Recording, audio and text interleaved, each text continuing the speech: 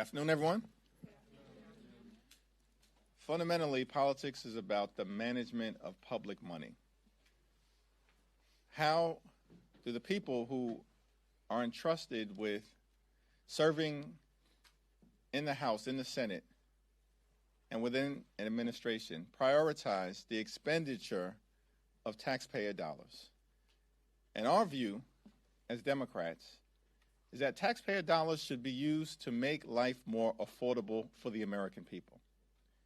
In an environment where the cost of living is way too high, which is why Democrats are going to continue to focus on driving down the high cost of living, fixing our broken healthcare system, and making sure that people in this country who work hard and play by the rules aren't simply surviving, but they can thrive.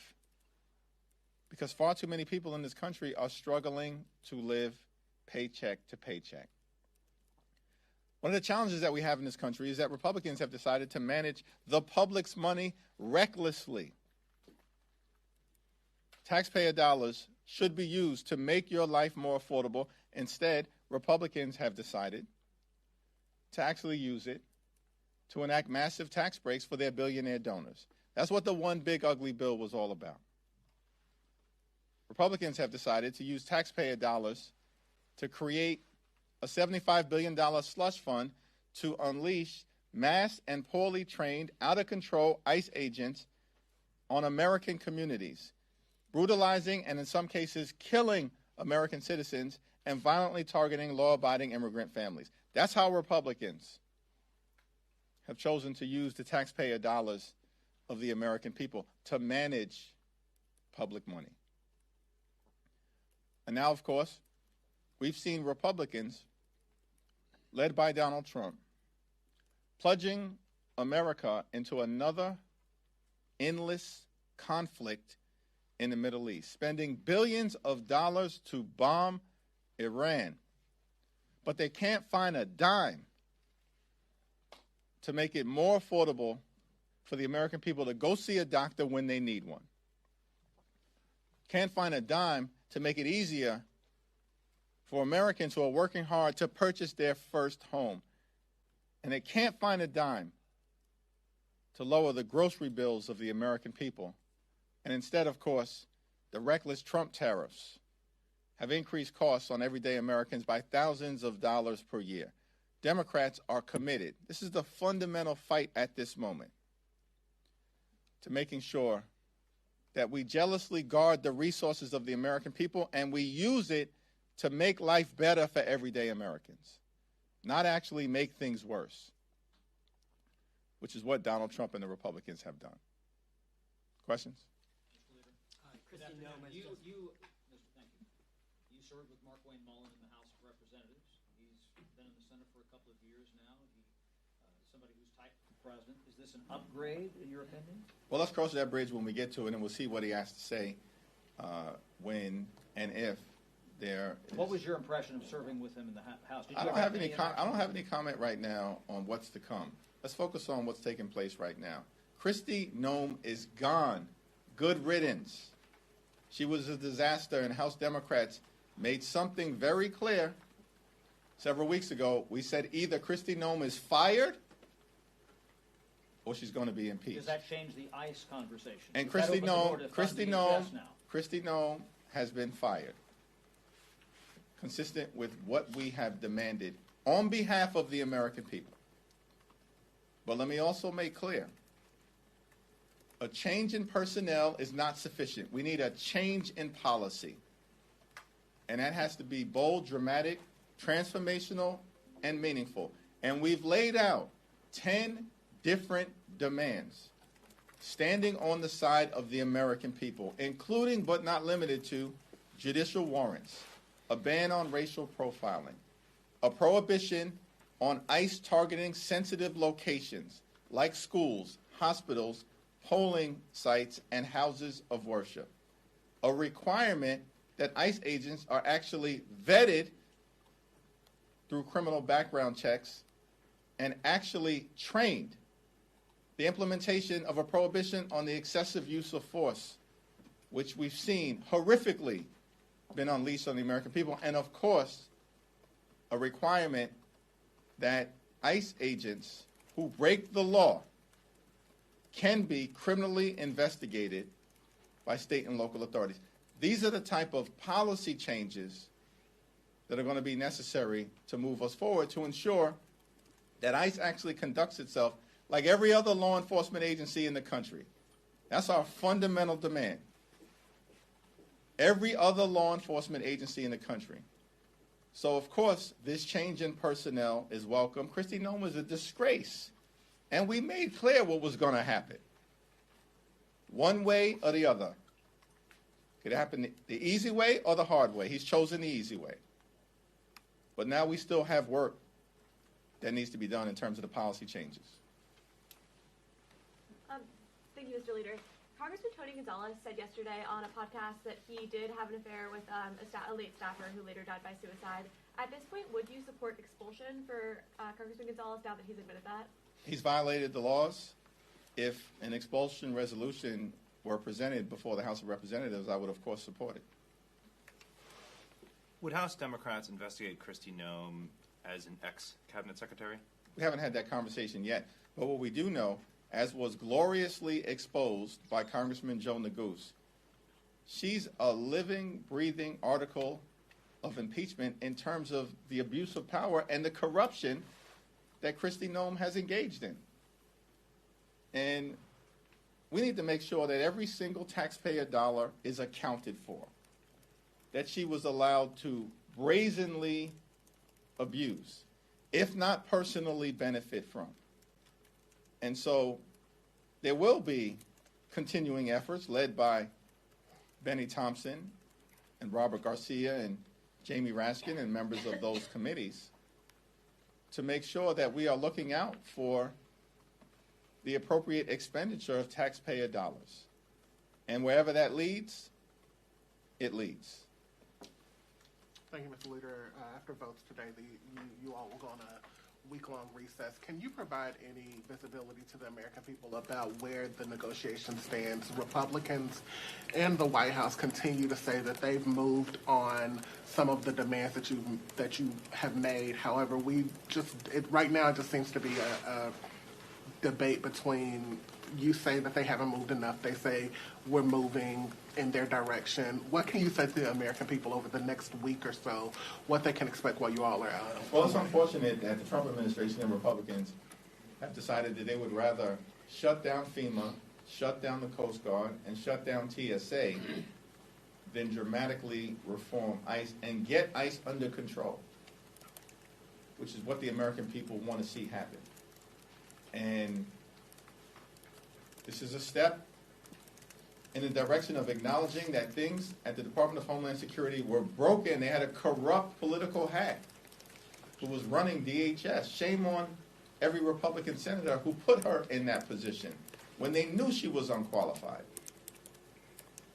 Now, in terms of the negotiation, we remain ready, willing, and able to talk with anyone, anytime, any place in a position of significance within the administration if they are prepared to make sure that ICE conducts itself like every other law enforcement agency in the country and stops brutalizing and killing American citizens and law-abiding immigrant families. Really quickly, the last time, a few weeks ago, the administration took action, on TSA, global entry, and what some say was an attempt to put pressure on Democrats to move in their direction. Do you expect, if the shutdown continues to go on, that the administration will again try different ways to exert leverage and bring you all to the table to end the shutdown?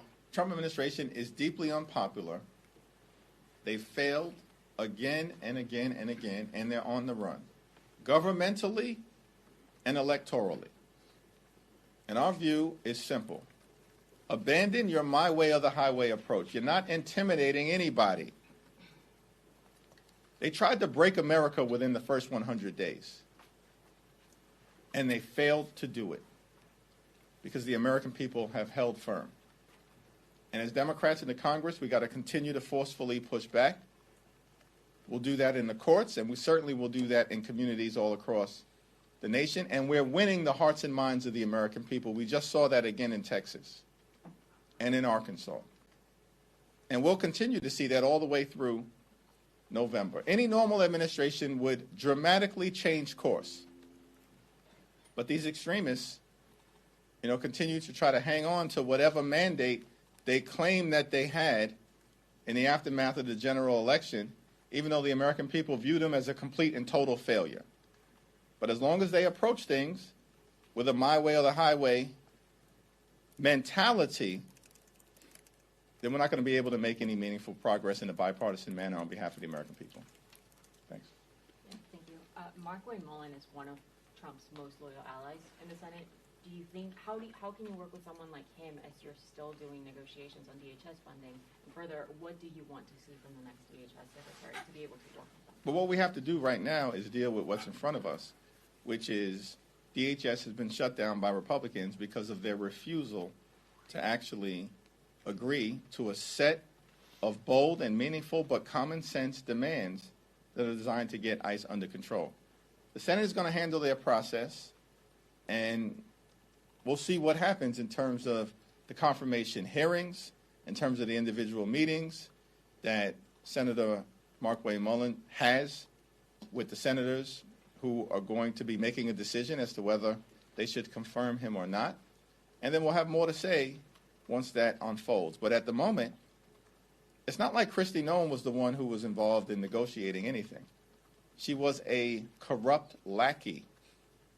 So we were dealing with the White House before, and we're going to continue to deal with the White House at this point in terms of whether there's going to be movement or not. I will tell you that Pam Bondi, she's got to go, and Stephen Miller has got to go.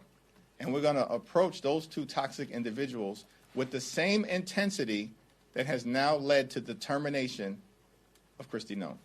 You're saying with Mullin though that he has to confirm. Can't he just work on an acting capacity, and that would mean that you have to work with him in the meantime? No. Thank you. Obviously, there are two votes this afternoon on the War Powers Resolution.